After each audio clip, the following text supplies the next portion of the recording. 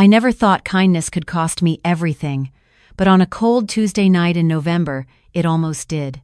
My name is Sarah Martinez. I'm 58 years old, and for the past 15 years, I've worked in the cafeteria at Lincoln High School here in Portland, Oregon. It's not glamorous work. I serve meatloaf on Mondays, fish sticks on Fridays, and everything in between. My feet ache by 3 o'clock, and the smell of industrial dishwasher soap never quite leaves my hair.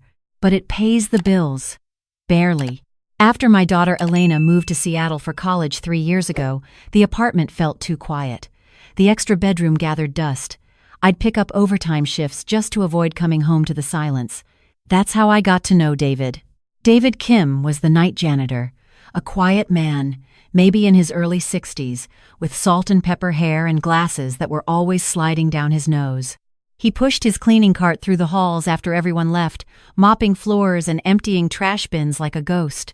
Most people didn't even notice him, but I did. It started simply enough. Around 6:30 each evening, after the last student had gone and the kitchen was clean, I'd see David making his rounds. He never ate in the cafeteria during lunch. I figured he brought food from home, trying to save money like the rest of us. But one night, I saw him sitting on a bench outside, eating a plain peanut butter sandwich from a crumpled paper bag. No fruit, no chips, just bread and peanut butter. The next evening, I wrapped up an extra plate, meatloaf, mashed potatoes, green beans, the stuff we were going to throw away anyway. When David passed by the cafeteria, I called out to him, "David, I made too much dinner. Would you like some?" He looked surprised, hesitant even, like he wasn't sure if I was serious. "I couldn't," he said softly. "It's just going in the trash otherwise," I told him. "Please. I hate waste." He took the plate with both hands, like it was something precious. "Thank you, Mrs. Martinez." "Sarah," I corrected him. "Just Sarah." After that, it became our routine. Every evening, I'd save him a plate. Sometimes it was spaghetti, sometimes chicken, sometimes just soup and bread. We'd chat for a few minutes while he ate.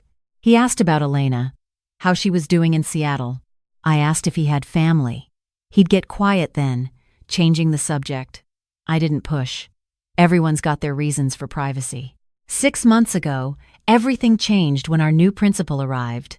Jennifer Walsh was her name, 40-something, with perfectly styled blonde hair and designer suits that probably cost more than my monthly rent. She came from some private school in California, talking about innovative food programs and nutritional excellence. Within her first week, she'd completely overhauled our cafeteria budget. "We're partnering with premium catering services," she announced at a staff meeting. "Our students deserve restaurant-quality meals." It sounded nice, but the food that showed up was the same processed bulk we'd always served. The only difference was the invoices I had to sign. $5,000, $10,000, $15,000. Every week, another invoice for premium ingredients and specialty catering services from a company called Northwest Gourmet Solutions. I'd been signing cafeteria invoices for 15 years. I knew what food cost. These numbers didn't make sense. But who was I to question it? I was just the cafeteria lady.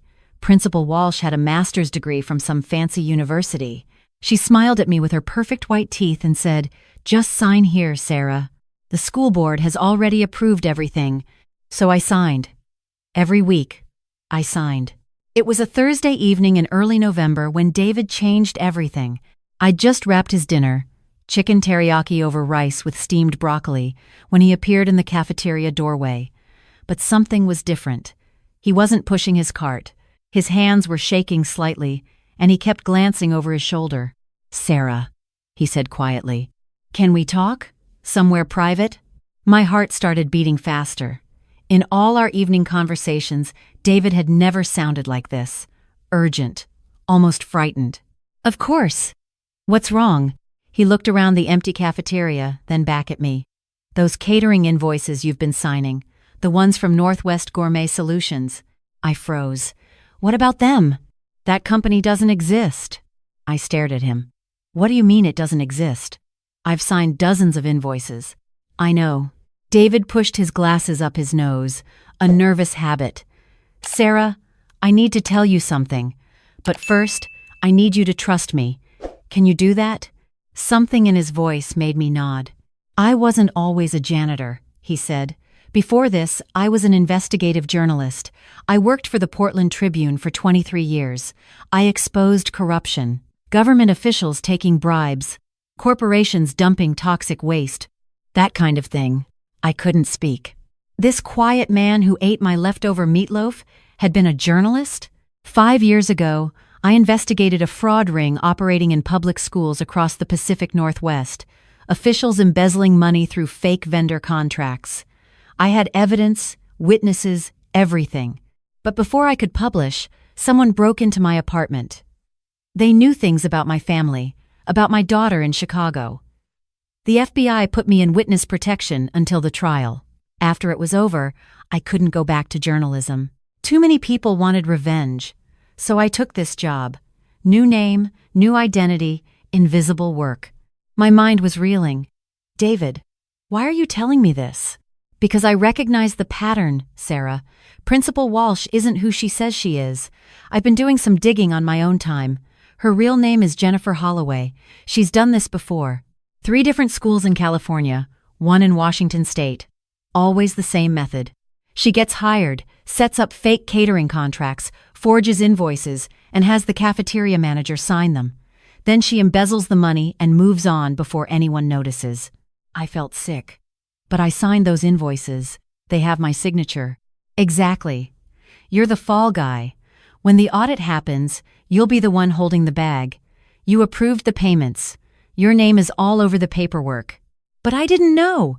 My voice came out louder than I intended. I was just doing what she told me to do. I believe you, David said gently. But the evidence won't look good. Unless we can prove Principal Walsh orchestrated the whole thing. I sank into one of the cafeteria chairs. 15 years of honest work, and it could all disappear. I could lose my job, face criminal charges. How would I pay rent? How would I help Elena with her student loans? What do I do? I whispered. David sat across from me. First, stop signing any more invoices. Tell her you're uncomfortable with the amounts. Second, don't let on that you suspect anything. We need time to gather evidence. We? He gave me a small smile. You saved me dinner every night for months, Sarah. You treated me like a person when everyone else looked right through me. I'm not going to let you go down for someone else's crime. That night, I barely slept. I kept thinking about those invoices, my signature on page after page, $50,000, $75,000. By my count, I'd signed off on nearly $300,000 in fake catering charges. The next morning, Principal Walsh called me to her office. Sarah, I have next week's invoices ready for you to review. She slid a stack of papers across her desk. $23,000 for imported organic produce and artisanal bread services. My hand shook as I picked up the pen. David's words echoed in my head. Stop signing. But what if refusing made her suspicious? What if she fired me on the spot? Is everything all right, Sarah? Principal Walsh's smile didn't reach her eyes. I'm fine. Just tired. I signed my name. The pen felt like a weapon I was turning on myself. Wonderful. You're such a reliable employee, so trustworthy. The way she said trustworthy made my skin crawl. That evening, David was waiting by the cafeteria. I signed another one, I told him miserably. I couldn't help it. I was scared. It's okay, he said. I understand. But Sarah, things are going to escalate now. I need you to be careful. What do you mean? I filed a request with the school district under the Freedom of Information Act, asking for copies of all vendor contracts and payment records for the past 6 months. Principal Walsh will find out. When she does, she's going to know someone's on to her. My blood ran cold. David, that could put you in danger. I've been in danger before. I know how to handle it. But you need to be prepared. Don't be alone at night. Vary your route home. And if anything unusual happens, anything at all, you call me. He handed me a slip of paper with a phone number. This is serious, I said. Yes, he replied. It is. 2 days later, my apartment was broken into. I came home from my shift around 7:30. The November rain was coming down hard, and I was thinking about a hot shower and maybe calling Elena. I unlocked my door, stepped inside, and immediately knew something was wrong. The living room looked normal at first glance, but my couch cushions were slightly askew. The closet door, which I always kept closed, was open an inch, and there, on my kitchen table, was a single sheet of paper that hadn't been there that morning. My hands trembled as I picked it up. 3 words, printed in block letters: "Stop asking questions." I called David immediately. He arrived at my apartment in less than 15 minutes, still wearing his janitor uniform. He examined the door lock, checked the windows, looked through every room. "They didn't take anything," I said. "Not my TV, not my laptop, just left that note." "They're sending a message," David said grimly. "They know I submitted the FOIA request. They know we're connected. Sarah, you can't stay here tonight. Where am I supposed to go? Do you have friends you could stay with? Family nearby?" I shook my head. "Elena's in Seattle. My sister's in California. I don't have close friends here. Just coworkers." David was quiet for a moment. "There's a hotel 2 miles from here, the Riverside Inn. It's cheap and it takes cash. Check in under a different name. I'll pay for it." "David, no. I can't let you. Sarah, someone broke into your home and threatened you because you helped me investigate fraud. This is my fault. Please, let me make sure you're safe." I packed a bag with shaking hands. Toiletries, clean clothes, my phone charger, everything felt surreal. 24 hours ago, my biggest worry was whether we'd run out of chocolate milk at lunch. Now I was fleeing my own apartment. David drove me to the hotel in his old Honda Civic. The rain hammered the windshield. Neither of us spoke much. "How did you know?" I finally asked. "About Principal Walsh. About the fraud." He kept his eyes on the road. "When you've investigated financial crimes for 2 decades, you develop instincts." The way she talked about those catering contracts, the specific vendors she insisted on using, the amounts that didn't quite add up. I've seen it before. And then I started researching her background. Jennifer Walsh didn't exist before 2 years ago. No social media, no professional history, nothing. That's when I knew she was using an alias. "Have you told the police?" "Not yet. We need solid evidence first. Otherwise, it's just a former journalist's suspicions versus a principal with impeccable credentials. They'd never believe me." He pulled up to the Riverside Inn, a squat 2-story building with a flickering neon sign. Not exactly the Ritz, but it would do. "Check in under the name Garcia," David said, handing me $200 in cash. "Don't use your credit card. Don't tell anyone you're here except me. And Sarah, keep your phone charged and nearby." I wanted to argue, to say this was crazy, that we should just go to the police right now. But the memory of that note on my kitchen table stopped me. "Thank you, David." He managed a small smile. "Thank you for all those dinners. Best meals I've had in 5 years." The hotel room smelled like cigarette smoke and industrial cleaner. I sat on the bed, staring at my phone, wondering if I should call Elena. But what would I say? "Hi, honey. My janitor friend thinks my principal is a con artist and someone broke into my apartment." She'd think I'd lost my mind. Instead, I lay awake most of the night, jumping at every sound in the hallway, every car passing outside. The next morning, I went to work like nothing had happened. Principal Walsh smiled at me in the hallway. "Good morning, Sarah. Beautiful day, isn't it?" "Beautiful," I echoed, my stomach churning. "David found me during lunch prep. The school district responded to my FOIA request," he whispered. "They're sending over the documents today. I should have them by tonight." "Be careful," I said. That evening, David didn't show up for his dinner. 6:30 came and went. 7 o'clock, 7:30. I wrapped his plate and left it in the warming oven, but my anxiety grew with every passing minute. David was never late. Never. At 8 o'clock, my phone buzzed. A text from David's number. "Meet me at the warehouse on 42nd and Morrison. I have everything we need. Come alone." Something felt wrong. David always called, never texted. And why would he ask me to meet him at a warehouse? I called his number. It went straight to voicemail. I stood in the empty cafeteria, holding my phone, trying to decide what to do. Every instinct screamed that this was a trap. But what if David was really in trouble? What if he needed help?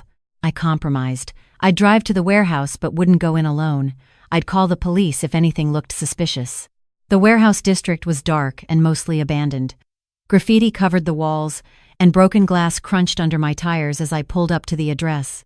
There was a single light on in one of the buildings. A car I didn't recognize sat in the parking lot. I dialed 911 but didn't hit call yet, just in case. Then I saw David. He was standing in the doorway of the warehouse, waving at me. Relief flooded through me. I got out of my car. "David! I was so worried. Why didn't you—" He put a finger to his lips and gestured for me to follow him inside. Something in his expression stopped me. His eyes were wrong, too wide, frightened. That's when I saw Principal Walsh step out from behind a pillar. She was holding a manila folder, and she was smiling. "Hello, Sarah," she said pleasantly. "I'm so glad you could join us." I looked at David. He mouthed the words, "I'm sorry." David's phone was so easy to access, Principal Walsh continued, walking toward me slowly. "All those texts between you two.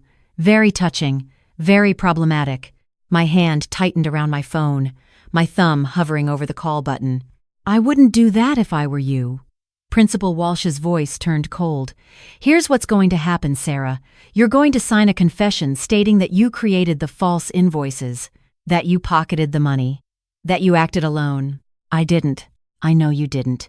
But that's what the evidence says. Your signatures, your approval, your access to the accounts. And when the school board audits the cafeteria budget next month, you'll be the one they arrest." "Why are you doing this?" I asked. She laughed. "Because it works. 4 schools, Sarah. 4 schools in 6 years, and no one's caught me yet. I walk away with clean money, a clean record, and a glowing recommendation to my next position. You, on the other hand, will spend the next decade in prison. Unless—" I could barely get the word out. "Unless you sign this confession right now and disappear. Leave Portland. Change your name. Never work in education again. Do that, and I'll make sure the audit goes away. You'll be poor, but you'll be free." I looked at David. He was shaking his head slightly, his eyes pleading with me not to do it. But I wasn't the same woman who used to just sign whatever papers Principal Walsh put in front of me. I'd spent the last 3 days terrified, yes, but also angry. Angry that this woman thought she could ruin my life, threaten my safety, and walk away clean. "No," I said firmly. Principal Walsh's smile faded. "Excuse me?" I said no. "I'm not signing anything. And you know what else? I already called the police. They're on their way right now." It was a bluff. But she didn't know that. For the first time, I saw fear flicker across her face. "You're lying." "Am I?" I held up my phone, showing her the 911 screen. My thumb was still hovering over the call button. "Want to find out?" She lunged at me, grabbing for the phone. I pressed call. What happened next happened fast. David shoved Principal Walsh away from me. She stumbled, dropping the manila folder.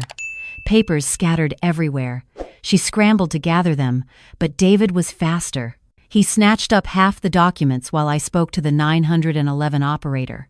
"I need police at the warehouse on 42nd and Morrison. A woman is trying to force me to sign false documents. She's committed fraud against Portland Public Schools." Principal Walsh's face went white. "You stupid, stupid woman. Do you have any idea what you've done?" "Yes," I said. "I do." She ran, just bolted out the door and into her car. Tires squealed as she sped away. David and I stood there, surrounded by scattered papers, listening to sirens in the distance. "Are you okay?" he asked. "I think so." "You?"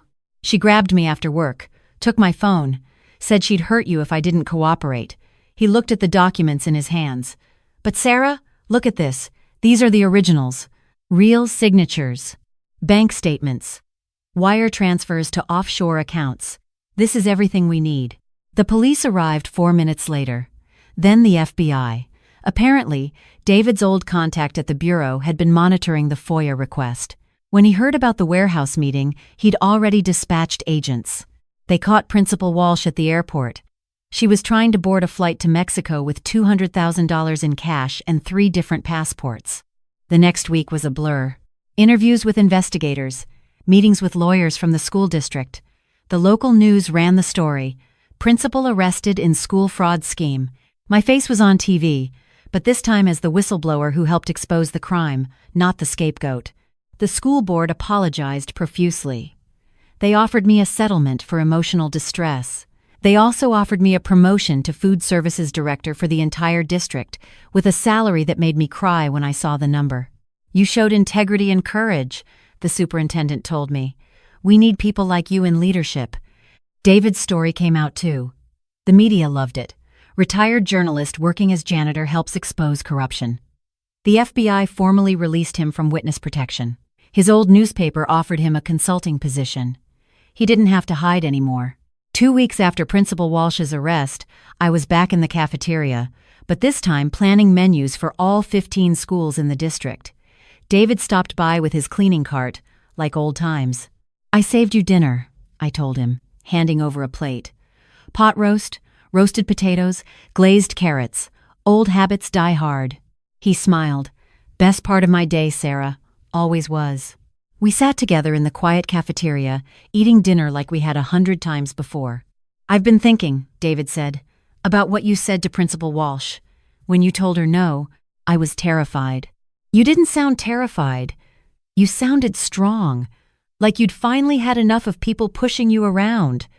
I thought about that, about all the years I'd signed papers without questioning, all the times I'd stayed quiet because I was just the cafeteria lady, just an hourly worker, just someone who didn't matter. "I think I was tired," I said, "tired of feeling invisible, tired of people like her thinking they could use people like me." "You're not invisible," David said quietly. "You never were. Not to me." My daughter Elena came home for Thanksgiving that year. I told her the whole story over turkey and stuffing. She listened with wide eyes, her fork frozen halfway to her mouth. "Mom," she said when I finished, "you're a badass." I laughed. "I'm a 58-year-old cafeteria lady." "You're a 58-year-old cafeteria lady who took down a con artist. There's a difference." That night, after Elena had gone to bed in her old room, I sat by the window and watched the rain fall on Portland. I thought about all the small choices that had led to this moment.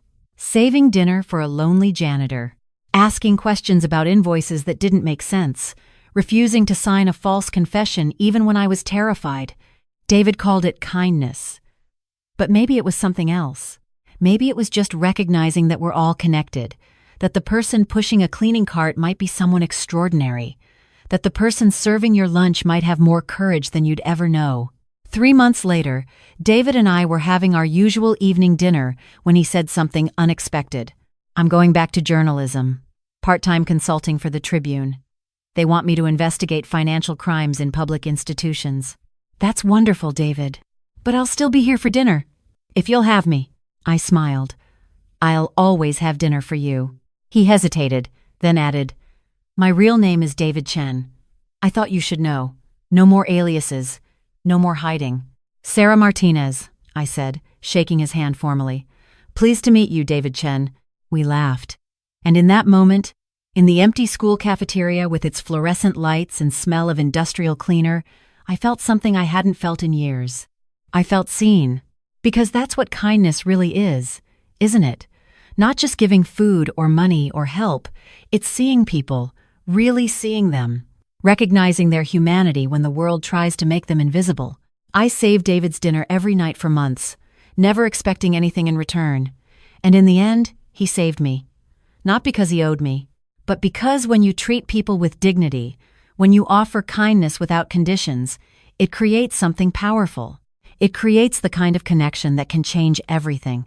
Jennifer Walsh, or Jennifer Holloway as her real name turned out to be, was sentenced to 8 years in federal prison for fraud, embezzlement, and identity theft. The investigation uncovered over $1.2 million stolen from 4 different school districts. Every penny was recovered and returned. I used my portion of the settlement to help Elena pay off her student loans. With what was left, I started a small scholarship fund for cafeteria workers' children who want to go to college.